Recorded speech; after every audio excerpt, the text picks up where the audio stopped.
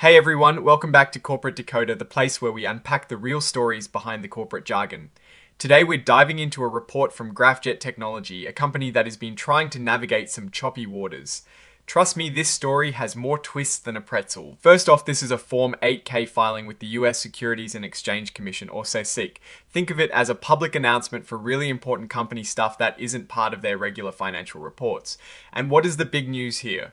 Well, Graphjet Technology has been trying to get its act together after a pretty significant setback. The earliest event we're talking about here is the 10th of December 2025. This report is all about the company's ongoing efforts to comply with the rules of the Nasdaq stock market. Now, you might know Nasdaq as a big stock exchange where many exciting tech companies trade their shares. Graphjet Technology used to be listed on the Nasdaq global market. That means their stock was available for trading there, but unfortunately they ran into some trouble. The company is incorporated in the Cayman Islands, which is pretty common for international companies. Their commission file number is 001-41070. It is like their official ID with the CC. Their main operations are based in Shah Alam, Malaysia. There are a few boxes here that companies can check if they're filing this report for specific reasons, like sending out special communications. Graphjet Technology has not checked any of these particular boxes. This section lists the company's registered securities. In this case, it says none. This means they don't currently have any classes of stock or other securities registered for trading on an exchange. Now, this is important. Graphjet Technology is checking the box to indicate that they are an emerging growth company. This classification comes with certain benefits and flexibilities under securities laws, often allowing them more time to adapt to new accounting standards. And they have also indicated that they are not opting out of the extended transition period for adopting new financial accounting standards. This essentially means they are taking advantage of the extended time they have as an emerging growth company to implement these new accounting rules. So here is the main event. Item 3.01 talks about a notice of delisting or failure to meet the rules for being listed on an exchange. And this is where things get really interesting for Graphjet Technology. Back on the 11th of November 2025, the Nasdaq hearings panel decided to delist Graphjet Technology's Class A ordinary shares. Why? Because they were not meeting two key Nasdaq listing rules. Rule 5450B, which relates to the market value of all the company's listed securities, and Rule 5450B's 3 concerns the market value of the shares that are actually available for public trading. Essentially, the company's stock value, or the amount of stock available to the public, had fallen below Nasdaq's required thresholds, making them ineligible to stay listed on the main Nasdaq global market. This delisting officially took place on the 13th of November 2025. That is a big deal for a company as it can make its shares harder to trade and can affect investor confidence. But Graphjet Technology did not take this lying down. On the 25th of November, they filed an appeal with the Nasdaq Listing and Hearing Review Council. This is like a higher authority within Nasdaq that can review the panel's decision. Nasdaq acknowledged this appeal a day later. Then on the 10th of December, they submitted their full appeal along with a plan backed by solid documentation. This plan is designed to show Nasdaq how they will fix the problems that led to the delisting. They are asking the council to overturn the original decision and even allow their shares to be temporarily relisted on Nasdaq while the council reviews their case and their compliance plan. This provisional relisting would help them really get moving on their plan. However, the filing is very clear that there is no guarantee this will work. They explicitly state there can be no assurance that Nasdaq will agree with them or that they will be able to meet the Nasdaq rules again.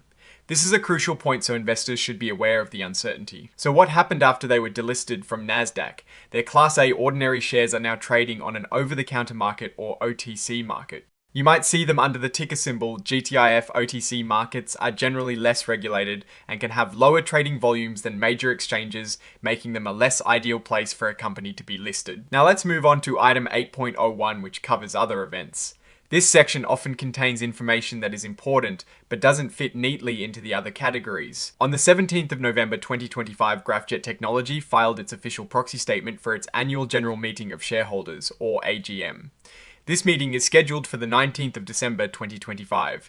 A proxy statement is essentially a document that shareholders receive before a company meeting. It tells them what will be discussed and what they'll be voting on. These important meeting materials were sent out to shareholders around the 26th of November 2025. If you were a shareholder of record by the end of the business day on the 14th of November 2025, you had the right to receive notice and cast your vote at this meeting. This is the record date for determining who gets to vote. The key takeaway here is that the proposals at this shareholder meeting are directly tied to the company's plan to get back in Nasdaq's good graces. Shareholders will be voting on things like approving new share issuances, increasing the total number of shares the company is allowed to have, and a related change to its charter, which is like its foundational document. They'll also vote on a warrant exercise proposal, which is a type of option to buy stock a director's re-election and ratifying their accounting firm. They also have the option to adjourn the meeting if needed. The company's board of directors is strongly recommending that shareholders vote yes for all these proposals. They believe these steps are crucial for the company's future. Now, this next part is very important. It is a cautionary statement regarding forward-looking statements. This is a standard legal section where the company warns investors that some of the things they've said or will say could be about the future and might not actually happen. They are talking about statements that project future events. The company is essentially saying that while they are sharing their hopes and plans for the future, actual results could be very different.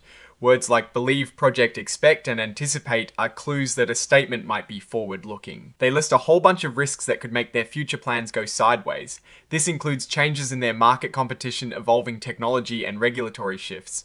There is also the risk they might need more money to keep their business going and might not be able to get it. Since they are just starting to commercialize their technology, they might not have a clear picture of future costs or revenue. And of course, the big one is their ability to get back on Nasdaq and stay there. It is a lot of what ifs, but it is important for transparency. And finally, we have the signatures section. This is where authorized company officials sign off on the report, confirming its accuracy. This is the company name, signing off. The report is officially signed on the 12th of December, 2025. And here we see the signature of Chris Lay. Chris Lay is identified by name. He holds the title of Chief Executive Officer. This means he is the top boss at Graphjet Technology and is attesting to the truthfulness of this filing. So what is the overall picture here? Graphjet Technology is in a fight to regain its footing after being delisted from Nasdaq. They're pinning their hopes on a shareholder meeting and a compliance plan presented to Nasdaq. The company is clearly in a fragile state and relies on shareholder support and Nasdaq's leniency to turn things around. The move to an over-the-counter market is a significant downgrade and highlights the challenges they face. While there are plans for future growth and compliance, the path ahead is uncertain and fraught with risks, as they themselves admit. Investors should be very cautious and understand that regaining Nasdaq listing is a significant hurdle. Alright, that is our breakdown of Graphjet Technology's latest filing. What do you think about their chances of making it back on Nasdaq? Do you see opportunities or just too much risk? Drop your thoughts in the comments below. If you found this deep dive valuable, hit that like button and subscribe for more corporate investigations. And don't forget to join our Discord community linked in the description for more discussions and behind the scenes insights. Thanks for watching Corporate Decoder, and we'll see you in the next one.